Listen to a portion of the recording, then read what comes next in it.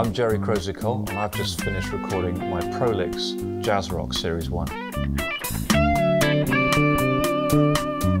I started this series really in response to many players asking me after gigs about the way that you progress from being a player using pentatonics and blues-based material into being a more sophisticated player in the sense of using modes and passing tones and altered sounds in your soloing. So we're really talking about players such as Elliot Randall, Larry Carlton, Robin Ford and Jeff Skunk Baxter. Players who are able to maintain a blues rock feel in their soloing, but are also able to use bebop ideas and extended vocabulary in their playing. And this series really aims to address that and to give every player a chance to feed that kind of vocabulary into their everyday playing.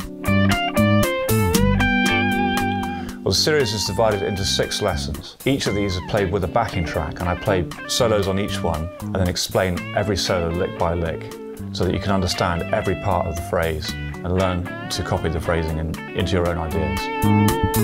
The series uses a straightforward 12-bar in D, which contains the chords of D7, G7 and A7. It's a familiar sequence to many of you, and obviously is a great platform for expanding your ideas. With the backing tracks, you can obviously play the ideas that I show you or expand on them, or you can try your own ideas from scratch using the scales that we're going to provide for you.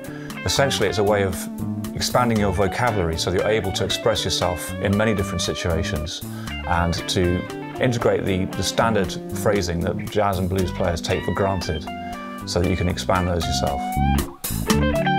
I really enjoyed making this series because it gave me a chance to explore my own playing and show you the journey which I made from being a pentatonic blues-based player, influenced by people like Hendrix and Clapton, into the more jazz-based arena where you're taking players a little later than that who are able to focus their playing on the jazz side of things and still make it accessible to a rock audience, which is a process which I went through as a player some time ago and was able to make something successful with. So hopefully you'll find the same thing. Working through these ideas, you'll be able to put these into your own playing and change the way you sound.